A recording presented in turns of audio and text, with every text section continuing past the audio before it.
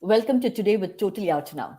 I'm Raga Olga De Silva, or Totally Out Now as you know me.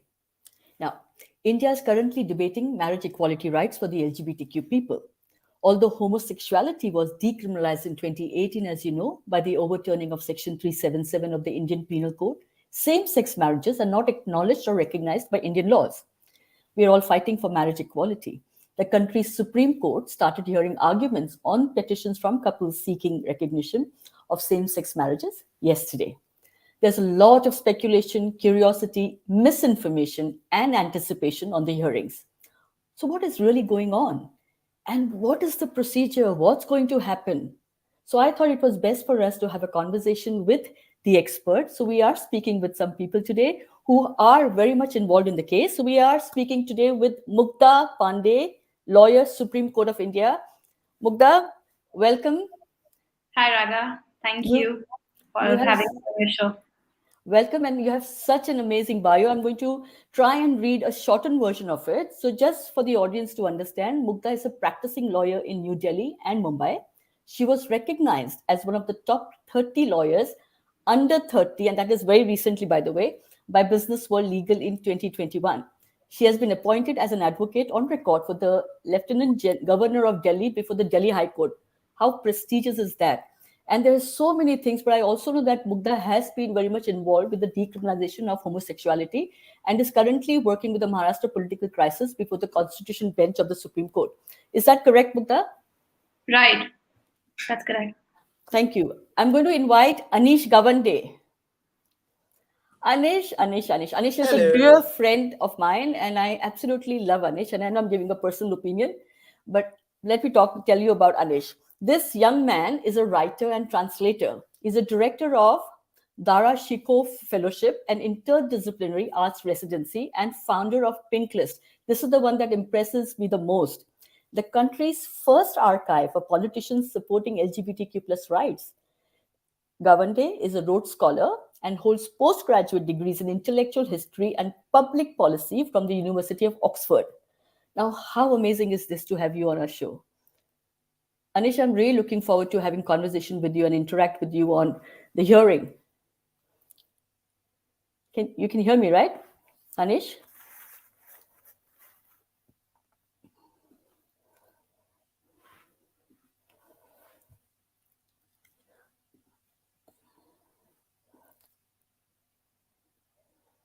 We seem to have some technical issues.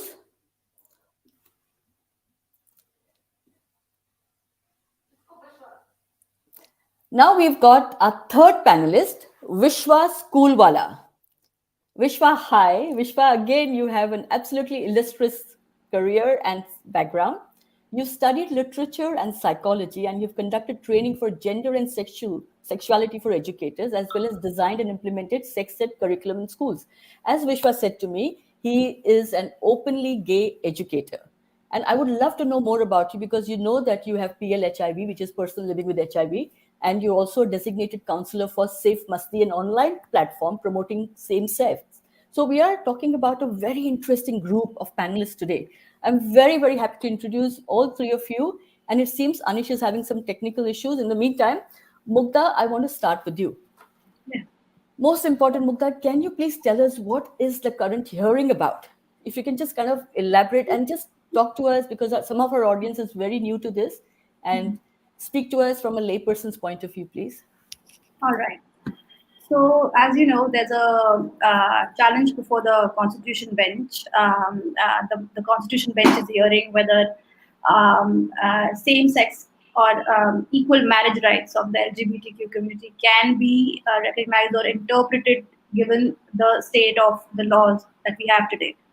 So, firstly, it needs to be understood that in a democratic country like India, we have a concept called as separation of powers, right? There is a legislative body that legislates. There is a judicial body that interprets those laws which have been legislated by the parliament, right? And both do not interfere with the functions of the other, right? So we have to understand the limitations of the court, right? In the present case. So what has happened yesterday is the court, initially the challenge was to the Special Marriage Act, Hindu Marriage Act, to read it in a manner which allows persons belonging to LGBTQ community, it permits them to register marriage under the Special Marriage Act. And the ground that has been taken is that marriage has been defined as a union between two persons, right? So it started from there. However, certain petitions, which were initially, lying before the High Court, various High Courts of the country, multiple petitions were lying before the Supreme Court. They all got clubbed together, right? And all of them, about 20 writ petitions, and some 7 IAs are being heard by the Constitution Bench. Now, some of them also challenged Hindu Marriage Act, Foreign Marriage Act. So the court has yesterday confined the argument, or the confined the hearing only to Special Marriage Act. The reasoning being that Hindu Marriage Act then falls under personal laws, right? If you interfere with the personal law of one religion, you'll have to, on parity, go and explore that other personal laws also. That will be very chaotic in a country like India. Now, see, we are a very unique country, and why we should not be compared to countries like UK, USA. They are by and large homogeneous societies when it comes to religion, right? Most of the population in UK, US, they're either Christians or atheists, right? Or culturally, they are Christians, even if they are not practicing Christians.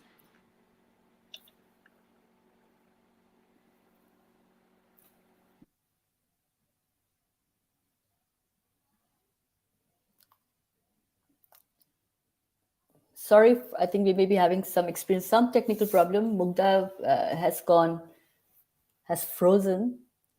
So Shivi, in the meantime, sorry, audience, I don't know why this is happening today, but it must be one of those days. Mugdha is back. I'd rather wait for us to finish with Mugdha so that we can get on with it. So that's a great, context that she's setting. Unless okay. In the meantime, let me, both of you, Anish, you're also in Delhi, right? Yes, I am in Delhi. Okay, so, and Vishwa is in Delhi. So both of you are actually at the epicenter of where all this is going on. So what is before I come and, I need to talk to you in depth about pink list as well and what you do. But I just want to know, what is the general consensus there? What is the general feeling? And Anish, I'll start with you. I think there is certainly a moment that everyone is feeling right now, right? Not only in Delhi, but I think as queer communities in India, we're so used to being online and following these debates on Twitter and Facebook and Instagram. I think you're definitely sensing that you're on the edge of something great or something grand or something major, right? I think it's a feeling that's very common to many of us who had butterflies for 377. It's a feeling that sort of has replicated itself in the courtroom for a long time. I'll tell you quite honestly, initially, I was not the biggest supporter of marriage equality in terms of that being a priority. I would have said, if you'd asked me a while ago, that should that be the first issue that comes up before the Supreme Court? No. It's a stance I've sort of relatively held on to, although I do believe marriage is important.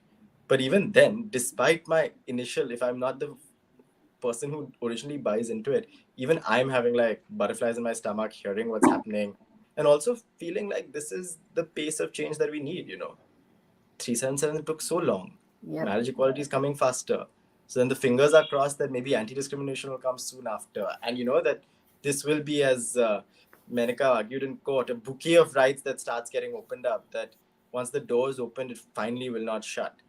But also mixed with some realism and the understanding that we don't live in the best of times and the court can only go so far. So there is that sort of heady idealism matched with some sort of pessimism about the future of this, but all in all, fun.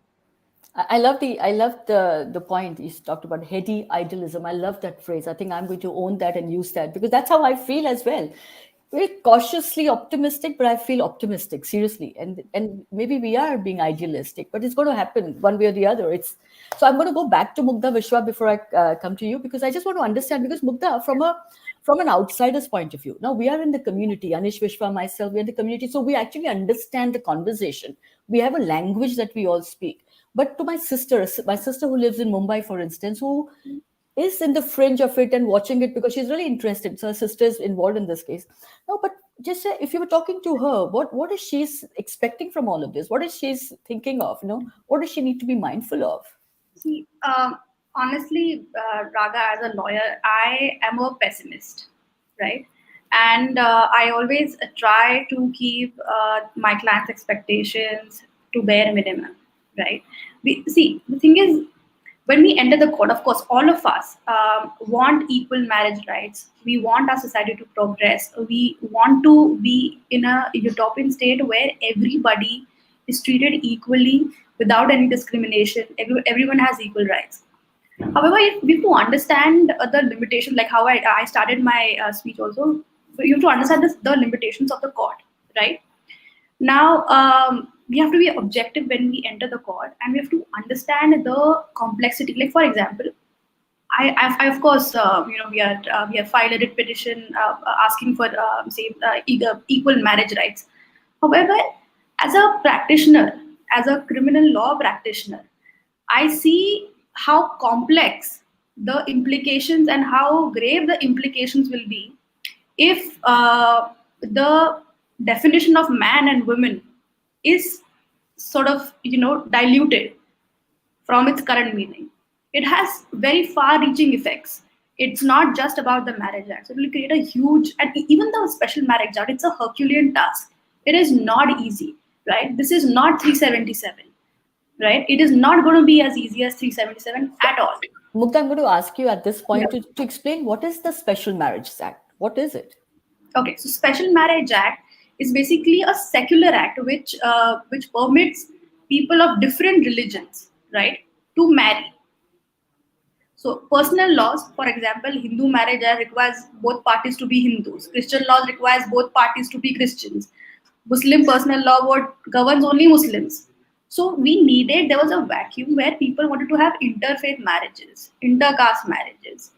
All people who did not want to follow the religious laws, they were given this option where this new statute was enacted under the Special Marriage Act. And it's basically a secular act governing marriages between two persons, right?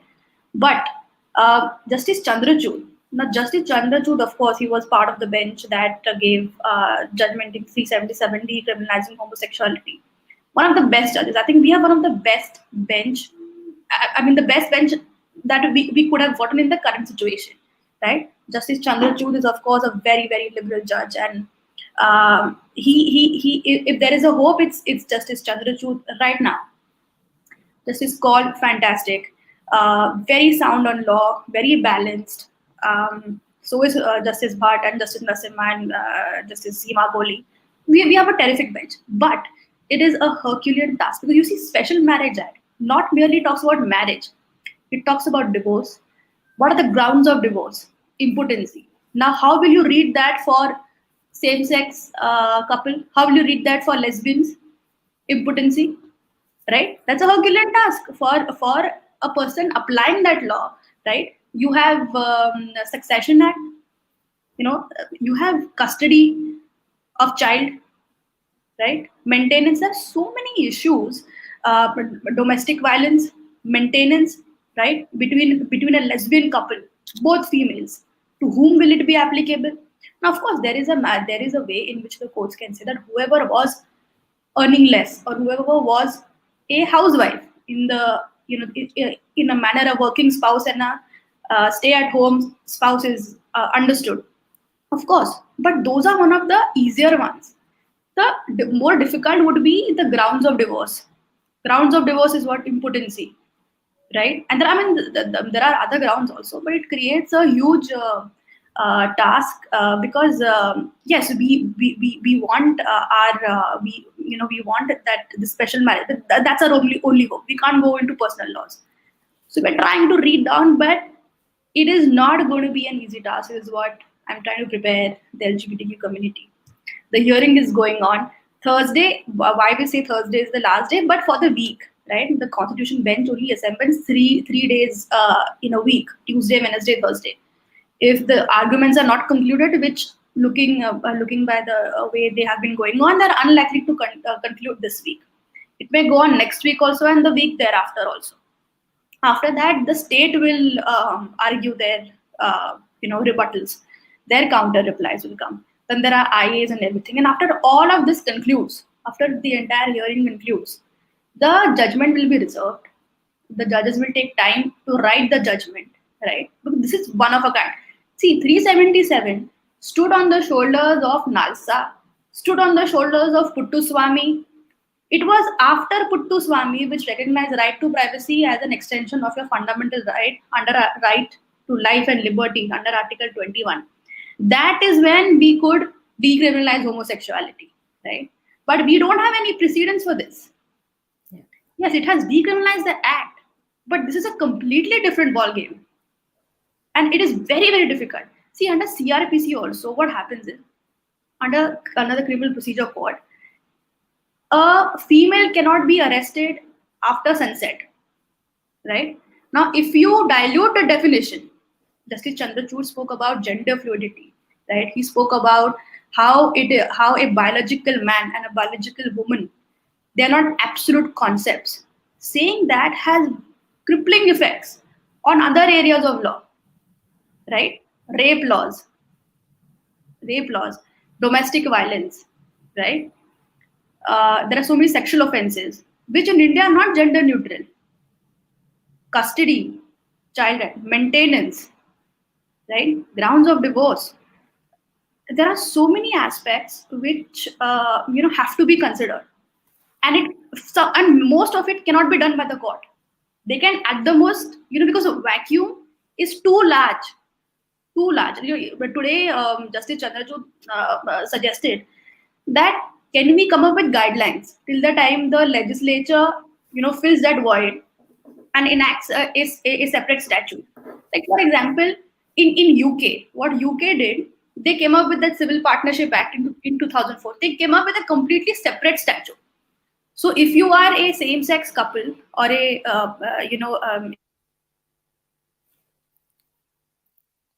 I think I'm sorry that I think Mugdha is having connectivity issues, but it's very interesting conversation. And I think this is an eye-opener for all of us, Anish and Vishwa. I'm sure, although we think we know quite a bit, it's certain things I'm also learning as well. Because like the audience, like somebody sitting and, I'm personally invested in this, I think, all we need is a verdict. We need a positive. Mugdha, I just took on your conversation forward. Now, go on, please. You were giving an example to us. What I'm trying to say is that this is a Herculean task. Okay, it's not going to be easy. The court can, the court really wants to, right? You can make out like everybody's watching live streaming. You can tell from the body language, the kind of questions the judges are asking. They want to find out a way. They want to help us find them a way where they can recognize some, if not marriage, then some sort of rights. Like for example, live-in partnership, right? Now, a live-in relationship does not have a legal sanctity, right? But the rights of a live-in partner are recognized now through jurisprudence. So the example earlier I was giving is of UK. That UK also understood in 2004 that by reading marriages or family law governing heterosexual couples will create too much chaos. So they enacted the 2004 Act, Civil Partnership Act, right? We said that all the laws will be governed by this statute. Touching upon family law of a person belonging to LGBT community will be, or who have entered into a civil union, will be governed by this act. So by and large, their rights were covered under that. We don't have that in India.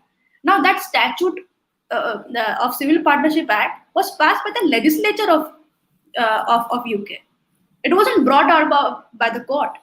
So it's very important that people who are watching it understand the limitations of the court. Like even if they want to, even if 100% they want to do it, which clearly they want to, but they are also aware of their limitations, right? So we have to be, but I keep saying this, even if we don't get everything, like how it will be incremental, it will be it will be very, very, it will open up doors. Even if they just recognize this civil union, it will allow private players, right, who are not governed by any who are not under government control, to start recognizing that union. Like for example, No, Axis Bank. I think Harish Iyer is also on the in that bank. They started permitting, same-sex or LGBT community to open joint accounts, right? Same-sex couple to open joint accounts. Tomorrow, maybe after reading a Supreme Court judgment, if they recognize a civil union between people belonging to the same gender or same sex, maybe private parties like say insurance companies may start affording it or private club membership also. Sure. A spouse gets a complimentary membership along with the main Sure. membership holder. Maybe tomorrow they'll start recognizing it. So it will definitely be incremental. It will create a solid foundation for the next generation to stand up on our foundation and get it finally. I So agree. Mugdha, I'm going to stop. I'm going to stop here because I want to come back to this more in detail as we go along, as we get Anish and Vishwa's views as well on this. And Vishwa, I'm just going to come to you. I know that you were planning to file a petition as well. So tell us about why you wanted to file a petition and why you did not, and what is your stake in this? So first of all, I mean, I have to say this that Mugdha, I have to say that thank you so much for the kind of preparation with which we are being represented right now. If you look at the people who are petitioning right now and the kind of preparation with which they have come, they're all academicians. They're all people who have immense experience in working. They've had enough experience working in courts, so it's just wonderful to see that the people who are representing us are well prepared, and and you can tell that this preparation has been going for years now. So just that, and because of this preparation that you have, and the very, it's almost like a game of chess, where you're being very mindful of what words to use where, and what changes need to be. It is because of that the amount of traction that we are getting right now. So a lot of people in tier 1 and tier 2 cities are also watching this. They are watching the live stream right now. Some of them, for a lot of them, it's the first time that they're hearing a court proceeding. So just the fact that sorry, I'm going to interrupt. Vishwa, can you focus on you and not the others? I just want to understand you. What is your investment in this, and what do you want out of this? So I actually got married in 2017. All right. So and this is a year before we had the 377 being repealed, and at that time with my family also the fear was immense. People were like, well, if 377 was repealed and if then you were having your wedding, we could have still been okay with it, but we are not comfortable with you getting married right now simply because it can cause issues. um, but I was hell bent, my partner was hell bent, my mother was hell bent, and so we went ahead with it anyway. But the fact that a lot of my family members, that we had to do a private wedding in our own house with a select group of 5-7 immediate family members. My partner's parents were completely opposed to the idea of the wedding. A lot of my own mamas and chachas who I'm very close to, they chose not to attend. That in itself, because in India marriage is bigger than just two people. Marriage is a union of two families. It's a moment where you celebrate. It's a rite of passage. So the fact that we missed out on that is something that has been hurtful, and that was the reason why I wanted to petition also. But I was at that time, I was in touch with Anjali Gopalan and a few other people who are part of the petition, they're representing through NAS Foundation, and they said that if they need me and my partner, they let me know. But they were like, well, we have everything in control. We have enough people already who are petitioning. There is no need for you to do anything right now. If we need you, we let you know. And again, that's the kind of confidence that they had, that they said, we have got it covered. You don't have to immerse yourself in this right now. So that's the stake. Essentially, the stake is that I want my partner to have right over my dead body if I happen to die in an accident tomorrow. I want all of my hard earned money to go to my partner, and I want to have the right to claim my partner's money for myself. It's the right to have a will that can pass. The fact that if I want to give a certain amount of cash to my partner. It should not come under gift tax. So it's those things that really bother me.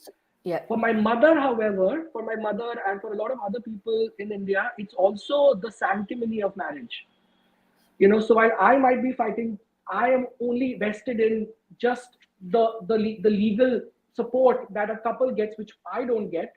For my family, it's also the fact that there has to be a certain that the court or the law or the nation, the country should sanctify the marriage, should Sure. uphold it like any other marriage. Sure, Vishwa. So basically, you're saying respectability is as important as having legal rights. And you made a very profound comment actually about that. Oh, your dead body should be given, and the right to your partner's body. I think it is very powerful to say that, because that's something that all of us we think of, but we don't want to talk about it. But this is the reality. And Anish, on that, how do you feel?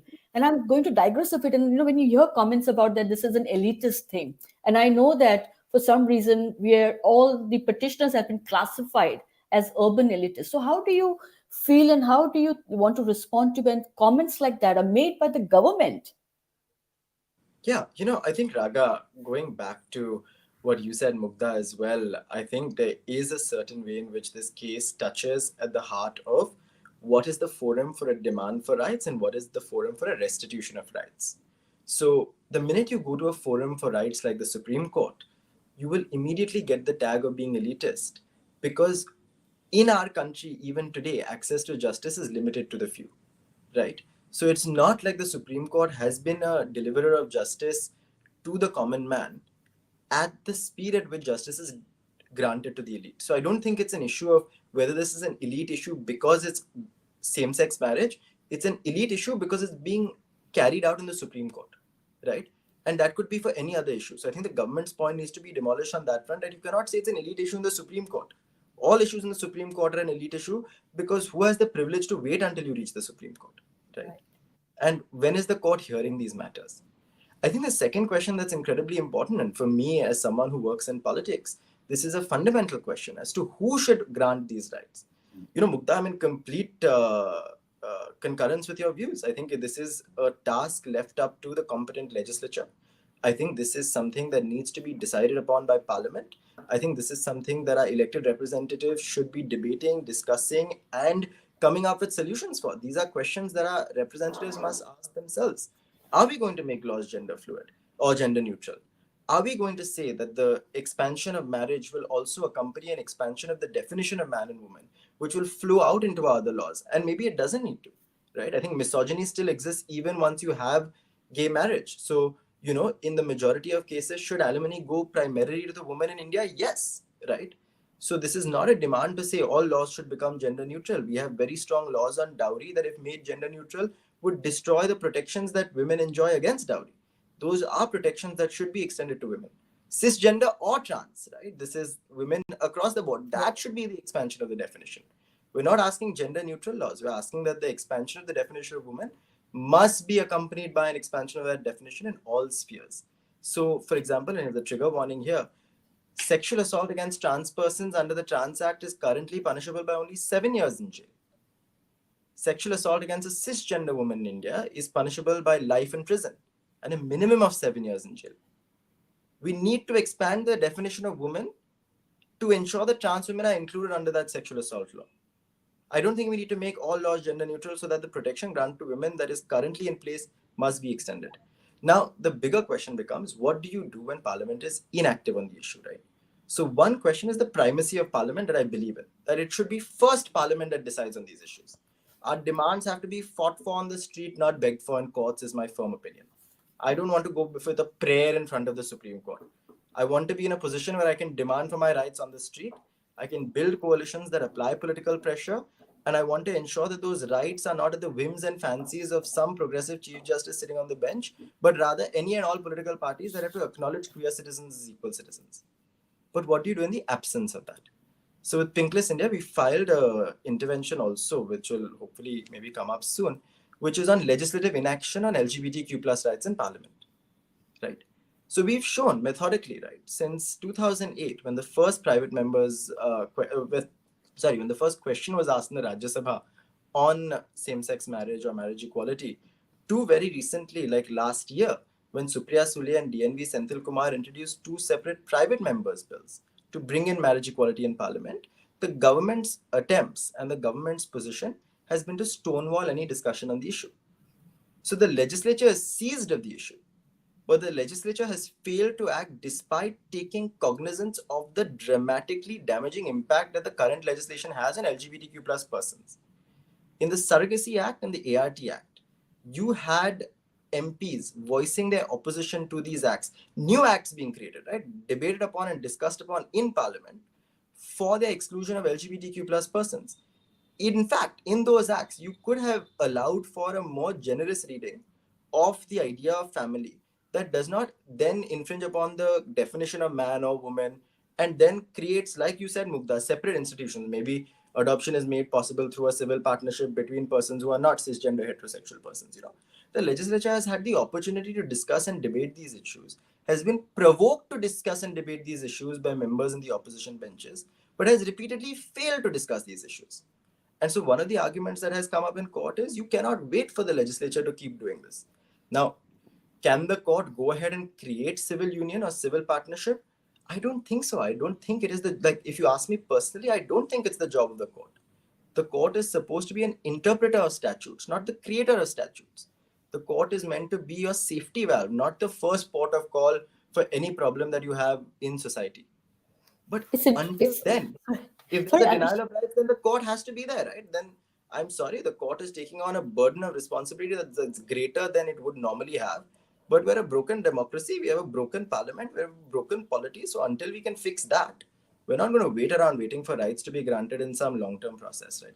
But again, Mugdha, I'm just going to you. Anish made so many points, and I'm just thinking from a layperson. For me, I represent the layperson. I represent the audience who doesn't understand this language. So I'm saying, Mugdha, how does it, like when I am on TV or some of my colleagues in India talking about to media, we all talk about simple things. I want to have the right to adopt. I want to have the right to leave my asset to inheritance. All those things. But whereas it is far, far, far more complex, and just listening to Anish and you talking about it. So how does a common person, a common man, what are we looking for? Are we saying we wait for the court? That one point of view is we're saying that the court is going to make the case ready and then give it to the government. But the government is not interested, basically. Government is opposing it. So what happens to us? And as Anish says, civil union may be something that may never happen. So what happens? Is it going to be a stalemate? Are we just going to be sitting back and waiting? No, I think, it's a long journey. It's going to be a long journey ahead, right? And it's going to be a tough one. See, if you look at where our society was, pre-independence, untouchability was legal. Legal in the sense it was customary practice, right? Fortunately, the framers of a constitution were not governed by the popular opinion of their constituency, right? So they immediately, in one stroke, abolished it by bringing in abolishment of untouchability in the constitution. It's a long road ahead. Like, for example, before pre-independence, inter-religious marriages were unheard of. Muslim marrying Hindu, there would be riots. Unheard of, right? But we have come to a stage. I'm not saying that the situation is ideal now, but we have reached a stage where people who actually object to inter-religious marriages are frowned upon. At least in the tier 1, tier 2 cities now, we have reached that stage now. We'll soon, because I think you have to constantly keep engaging, with the society, because the thing is, for far too long, the LGBT community did not have a voice. All these gay, we have this pride parade, so important that people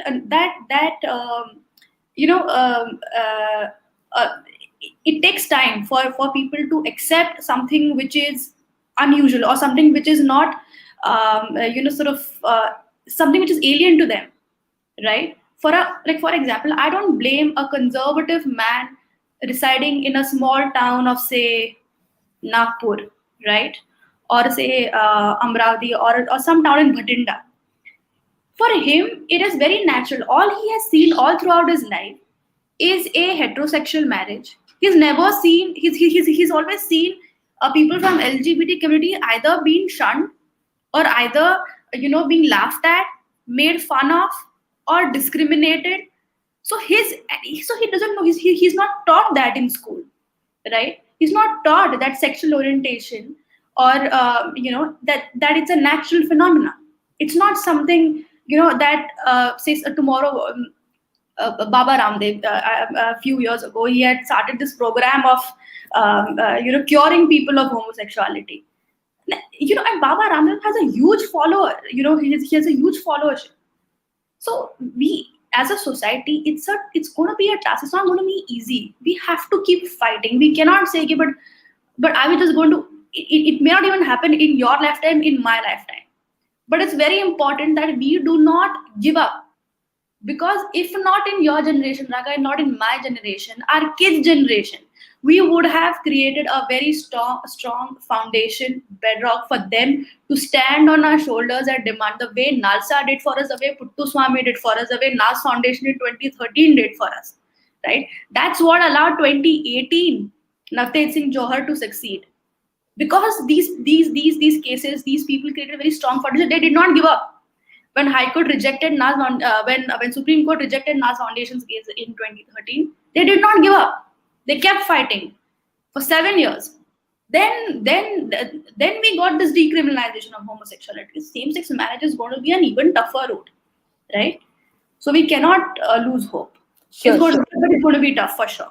I'm going to come back to you on asking you to predict how many years, how many lifetimes this will take, but hold on to that. So Vishwa, practical. I've got you on the show to discuss the practicalities, because we can talk about all these things, but we live this practical life as well. In your everyday life, one of the things you said that we'd be talking about opening bank accounts, joint bank accounts. Everybody says that. But I have been told that you can open bank accounts. In fact, Harish Iyer said to me, same-sex couples can open bank account with Axis Bank. If you need help, he's happy to help us. That's one. Number two, about leaving an asset or something that you've built together. I've also been told that there is a will that you can leave in each other's names. So how practical, why do we have to fight for marriage rights for something that we can actually easily do through a will or through a nomination? It might sound easy on paper, but it's actually not that easy. So I'll address the very first point that you made about bank accounts, for example. When we got to know this, that Axis Bank is allowing that, and now there are a few other banks who are open to the idea. You can. Went to the local branch nearby. I asked them. They had no idea. They said, "Sir, please give me a minute. Let me call my manager. Let me ask." Manager came, "Sir, आपको क्यों खोलना है? आपकी company है क्या? आप लोग का ट्रस्ट चलता है क्या?" They had several questions. I said, "Allowed है, आप खोल सकते हैं, किसी से भी खोल सकते हैं. ये पेपर वर्क दो, वो पेपर वर्क दो. पर्पस क्या है इस अकाउंट का?" They went through a lot of that, and then they said they'll basically call me back after a few days. They said they'll call me back in an hour. They did not. I have to go back again. Bottom line is, me living in Delhi, I have to fight for that here. So now imagine, if you were in any other city and you had to go through this, people, first of all, wouldn't. I am extremely privileged that I am at least educated enough that my parents accept me, that I'm in workplaces where I've been able to express clearly that I am a homosexual, and while it doesn't come in the way of my work, just know that it's a part of my identity. So, and people have accepted that, fortunately. Even in education, fortunately, people have. Other people don't have that luxury. So a chartered accountant who's maybe semi-openly gay, someone who's openly gay in his immediate circle, but not to extended circles, will not be comfortable going to a bank account and ask for, a bank account with a partner. So that's one aspect of it. When it comes to inheritance and will, I can have a trust with my partner, and I can put whatever I want in that trust, and then that becomes a co-shared thing. But even in that, there is no guarantee that if I have a blood relative, say I've got a younger brother, my younger brother can still question after my death, even if the trust fund has to say go to my partner, my younger brother can still claim it and say, well, I am the immediate blood relative, or my mother can and say, I need portion of it or I need all of it. And the court can go either way. I don't know if there's But any Vishwa, precedence for that, that or that not. that argument is open to both. Even the heterosexual world, they can still be contested. So what I'm saying is, like, we are talking it in a most simplistic form. We talk about practicalities, and I'm thinking, because I'm thinking through the same thing. I'm absolutely in the same place as you are. And I have been given these options, saying that why don't you just leave a will, and the living will is a appropriate, just file an affidavit. I think that's what Mugdha, that's what they do in India, and things like that. So practicality is different, and Mugdha, that is where we are coming to. How, like, I mean, we talked about so many other laws as well that you spoke. How you can have a law in place, which is very, very important, and which is why we'll be talking about anti-discriminatory laws as well, and I hope that comes into act soon, because that is important. But the law and society, they have to go hand in hand, right? So how does that happen? Because you made a comment saying that, and everybody's making comment that society is not possibly ready. So if society is not ready, and if we have a law in place, will that be imbalanced? No, not at all. I think, see, I have always believed in the fact that if we wait till the last man in the society comes on board, we'll never have anything. We can never get anything done in the country, right? So if we have a law in place, too bad, get on board, right? So I mean, you can't please everybody. Somebody's going to have a problem. There's some people who will never get on board. So what are you going to deny 7% population of our country, 1 billion population? Are you going to deny 70 million people the same rights as other heterosexual couples? So yes, if we have a law in place, that's it. I think society will have to catch up, like the way they caught up on untouchability, the way they caught up on interreligious marriages. They'll have no other option. They'll just have to get on board with it. So I think sometimes the law has to lead the society and not the other way around. Excellent. Anish, on that, I'm going to come to you. Anish, I want to understand a little bit more about Pink List. You said that you work very closely with the politicians, and I want to understand that view. And without obviously taking names and stuff, how many people are actually in favor over drinks? More What than do you they say? think. Yeah, More than you yeah. think, right? So we've So got tell us more about. Sorry. So tell us more about the Pink so we've List got first. Yeah. Sure, right. So what Pinklist does is we document and track every single Lok Sabha MP and their views on LGBTQ plus issues. Came out of the foundation that when I was working on an election campaign, I was very surprised by how many politicians are actually supportive. You sort of work in politics and you think that it's the most homophobic space and there's no possibility of being out. And it was a long journey for me and very important for me to come out at the workplace, which then inspired me to sort of create a repository for many other people to say that I can imagine a future in politics. If I am gay, I can imagine being a politician.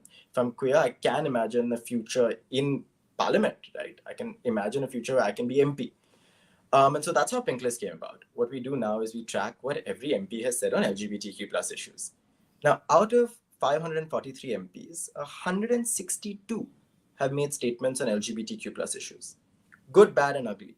Surprisingly, 116 have made positive statements. That's nearly 2/3 of the vocal MPs who are making positive statements. That's a staggering number. That's a larger number than I can guarantee you most other countries in the world have, right? And it's a remarkable number because it shows you that, contrary to the government's perspective and the picture that it's painted that same-sex marriage or same-sex relations are sort of unacceptable to society, 116 elected representatives, each representing 3 million people each, have supported this issue publicly. We only track public statements. I don't care what an MP tells me to my face. I tell them, you say it in a speech. Then I'll believe you. I don't care about what you say. We have a lot of MPs asking us, can we be on Pink List? I'm like, make a statement in public. I'm not denying it. And then I'll put it on my website and say, you made a statement. How brilliant. So now, but I'll add to that, right? I think there is a certain hesitation within the political class. I'll give you a very funny story. I was at the house of a senior MP in Delhi for breakfast, and we were sort of discussing things. And alongside was a former minister in the Maharashtra government, so Mugdha, you might know, which was funny. But I had worked with him in the past when I was at the Maharashtra Congress as well, and was sitting for breakfast, and he's sort of there to meet her, and I'm just hanging around and having breakfast and discussing smaller things along the way. And this MP goes away, and this man looks at me and says, "What do you do?" Now, because we met on the campaign. So I told him, I run Pink List. I try to get politicians to support LGBT rights. And he looks me straight in the eye and goes, don't mind her, but I'm gay phobic. We're sitting on the same couch. I don't know how to respond except to laugh. And I think, you sort of get used to it after a while. And I was like, Acha, but that's okay. But everyone deserves equal rights, no? And he's like, yeah, but that court and all will do. But I went to New York 25 years ago, and I left the airport and I saw two men kissing. I went, hi, go. And then it's like, you have no filter. Firstly, even if you felt that way, why are you telling me when you know what I do? And then I laughed at him. I said, sir, don't worry. Two men and women can't kiss on the streets in Bombay. Where you have a problem of two men kissing? It's okay. Nobody's kissing on the street for you to feel like people get rights. So the response is not always ideal, but that's the long task, like Mugdha said, right? Like at the end of the day, it's not just the courts. Alongside the courts, you have to sensitize people at the grassroots level. You have to ensure that your support comes across the country, and you have to make sure that those demands for rights are made in a way that the government has to listen and cannot be sort of dismissive of concerns. That's when you'll reach real progress. Sure. But apart from the fact that we have allies, you do 116, you said allies, do you think it will change if we have at least one MP who comes out gay? No, I don't believe in representational politics. One MP is not going to change anything. Okay. The movement has to be strong enough. Listen, you can have some token LGBT person they'll put also. Yeah, tomorrow this government will also put tomorrow. They'll say we don't agree in marriage, and they've said this in court. They said, no, we have no problem with you. You do anything else. You have live-in, you get rights, you don't have discrimination. You take all those other rights. Don't take marriage. So to support their claim, they'll put also one queer person in parliament who will support that claim also. We have enough queer people who will support. Yeah, so we don't want tokenism. Good. No. We want base that can defend our rights. Mugdha, I'm coming to you. So Mugdha, I know we are running short of time, but I want to understand this, not your lifetime, not my lifetime, maybe in our children's lifetime. Because here we are sitting all very optimistic. And I know I said cautiously optimistic.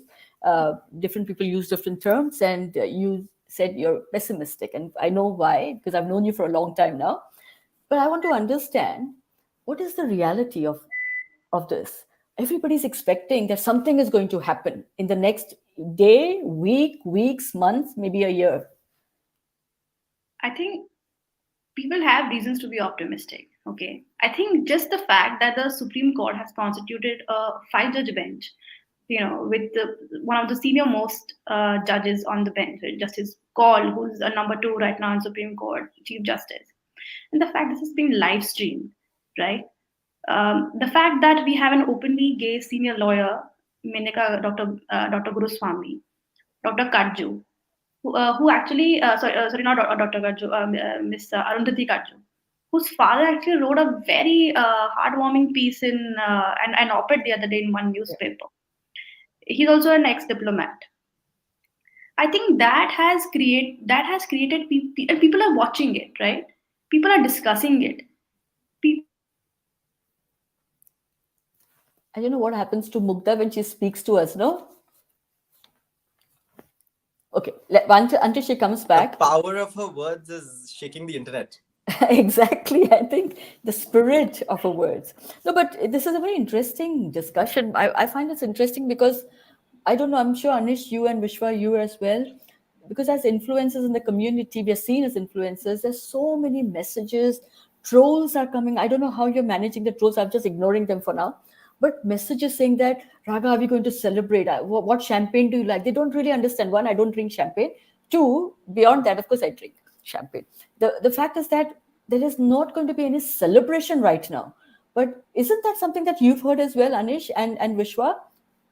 That this misinformation, or is it our people out here, the diaspora? Well, my brother is getting married in a few months.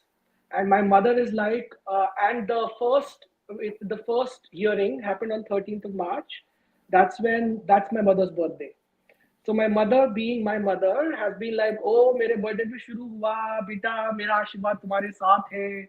अगर उस समय तक निकल आया तो मैं तुम्हारी भी शादी with my younger brother, they'll get me and my partner get married in the same mandap with everybody there. And I'm like, please don't put so much hope on this because it might not happen. नहीं होगा, क्यों नहीं होगा? So you get it from your own family, you get it from your friends and allies as well, because they don't quite understand how. For them it's like हम accept करते हैं ना तो सभी accept करते होंगे. For those who accept, for them it's so that happens. Yeah. So Mugdha, what I was saying to Vishwa while you disappeared is that there is this whole misinformation doing the rounds. When I started saying this, is that there's something going to happen, something big is going to happen. Maybe not this week, maybe next week, the month after, maybe in a year. So, and I keep repeating this question to you because I know that's the kind of answers people want. So, which lifetime and how long? It's really very hard to say, but I think we have been surprised in the past. Like as a lawyer, I have been surprised a lot in the past. Whenever I've thought this is a lost case, things have turned around, and some, the brilliant judge over there, he's come up with a way to help you out in that case. Sometimes when I thought I had a winning case, I've lost. So I think we should not lose hope, but I think it's important to be realistic, and nothing is wasted. I think nothing is wasted. This is so important. This has started a huge discussion. People from everywhere. The fact that this is being live streamed, people are watching it. Newspapers are writing articles on it. Parents are writing their experiences on it. We are hearing Dr. Guruswamy. Like when you look at her, and when you look at Ms. Kadju, when you look at Mr. Saurav Kirpal, you see that they are members from LGBTQ community, right? But look how normally they have been leading their lives. Look how brilliantly they are doing in their profession, right? So I think that gives a lot of encouragement to parents of LGBTQ, children. That gives a lot of hope to people, whose family members are LGBTQ community. That gives them, sort of it makes them rethink their existing notions about what happens to LGBTQ to people in our community. Look at them; they're thriving. Dr. Mineka Guruswamy, she's a Harvard grad. Mr. Kadju, she's from Columbia. Mr. Kirpal, I think, is from either Cambridge or from Oxford. He's also been, appointed. He's been recommended for elevation as a Supreme Court, as a High Court judge. Now, that's bending. But the fact that this is happening, the fact that she is there arguing her own case, she is narrating her own experiences. The Constitution bench is watching, hearing her as a lead counsel.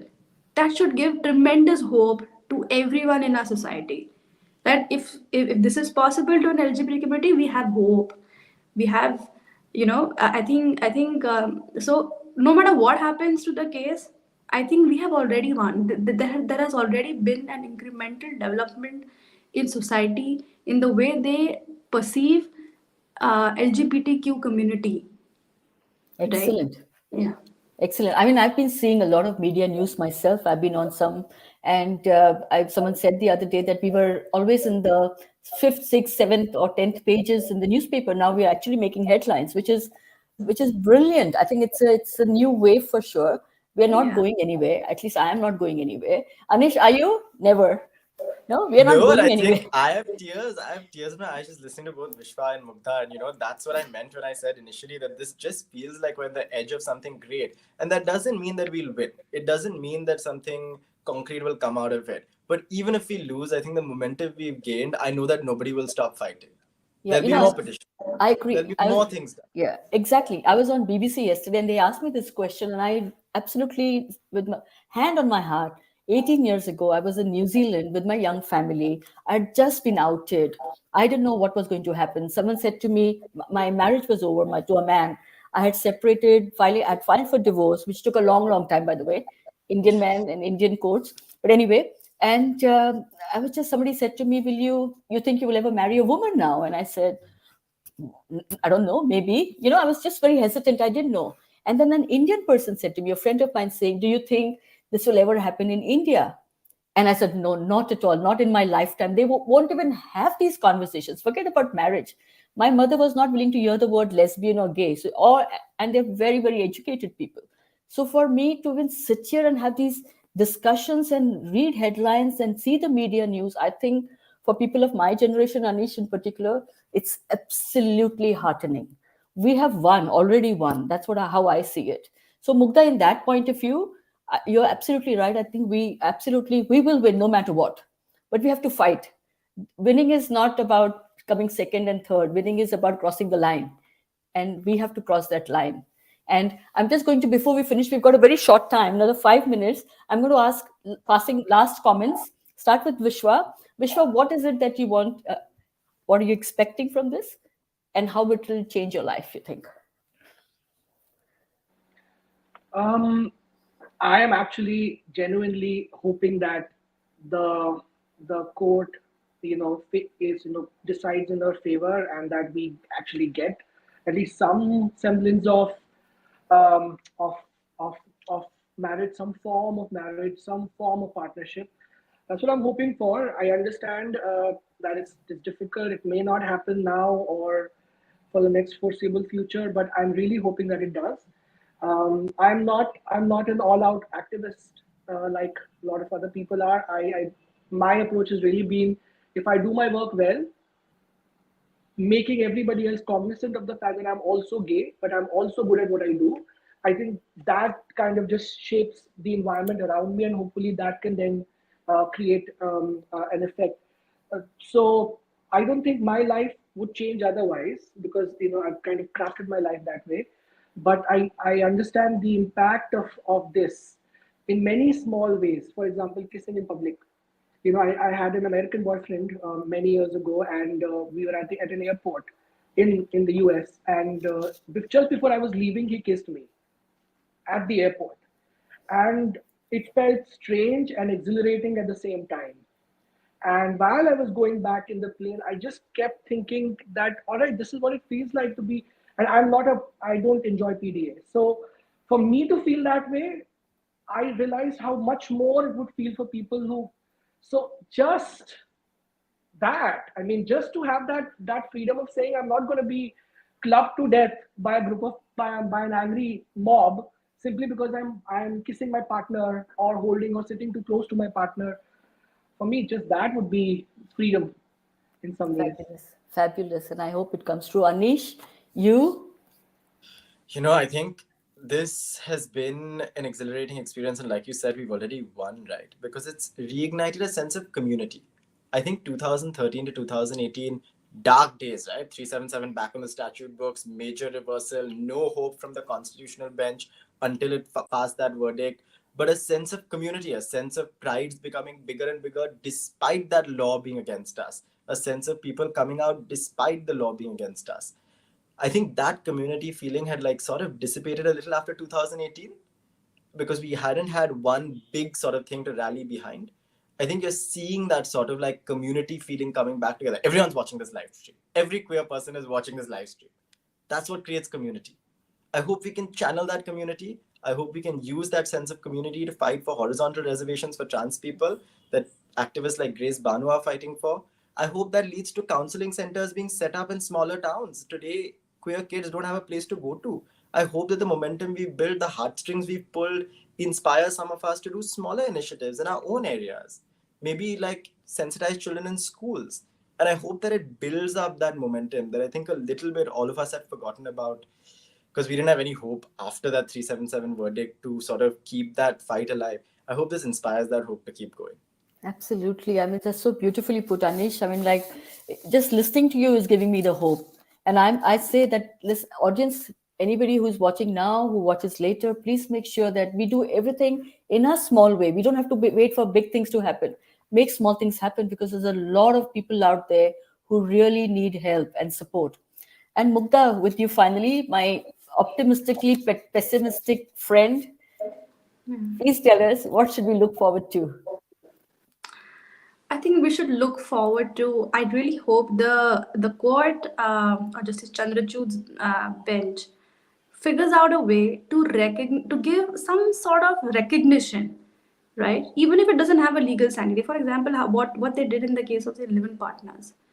There's no statute, there's no law governing live-in relationship, but they recognize through jurisprudence, right, that it is akin to marriage. A live-in partnership is akin to marriage. So this can, even if they just make that statement that this is akin to marriage, maybe the current laws do not permit us to recognize this as a marriage, right? But even if they make a statement saying that this is akin to marriage, I think that not just window, it would have opened a huge gate for the LGBTQ community. And I think private players will jump on that, you know, to whatever, to either look cool, to look progressive, or to actually genuinely feel that these rights need to be extended to LGBTQ community. And I think the government at some point will have to wake up, the legislature will have to enact laws. So I think what I'm hoping for is that the court, just sort of helps us push that door open, push that window open through which we can reach out, right, and open the door for the LGBTQ community. And somebody said, open the whole house. Yeah. But no, I'm actually going to remain optimistic. I feel that उम्मीद पे क्या कायम है? दुनिया कायम है, बिल्कुल. Society कायम है, दुनिया कायम है, उम्मीद पे दुनिया कायम है. And I want to have that उम्मीद, that hope, that optimism, because I think whatever it is, I don't know. I'm going to have a separate conversation on akin to marriage, because I don't know my own views on it, because I think pura biryani do ya pulao do. Don't call it pulao and give pulao and say it's biryani. That's my view, but I'm sure we all have different views, and I understand, Mugdha, what your view is and where you are saying what you're saying. But thank you very much. It's been wonderful to have you three. We've had some comments, we've had some questions, but I'm going to leave them for now. And thank you, Vishwa. Thank you for sharing yourself. Anish, as usual, so lovely to see you. I hope to see you soon in June, I hope. And Mugdha, thank you so much. I know you've been really, really busy, and hope to see you soon as well. And I'd like to thank our partners. We have wonderful partners, Lotus Visual for their support, digital partner, Digital Fix, and the community partners, the Gay Indian Network UK. Also, thank you, Nicola, the producer of the Views Room. And thank you to our wonderful audience. We do get a lot of reach. So therefore, if anybody's interested, we will share the final piece with you. Share it widely. We need to have these conversations. We need, especially the things that Mugdha said. All of you said, of course, beautiful things, but Mugdha is what we are looking for. She is the mouthpiece for us at the moment. And audience, if you wish to take part in our show or have feedback, please do write to us at theviewsroom@gmail.com. And don't forget to follow us at Totally Out Now, or subscribe to my YouTube channel, Raga Olga de Silva. Thank you so much, everyone. Thank you.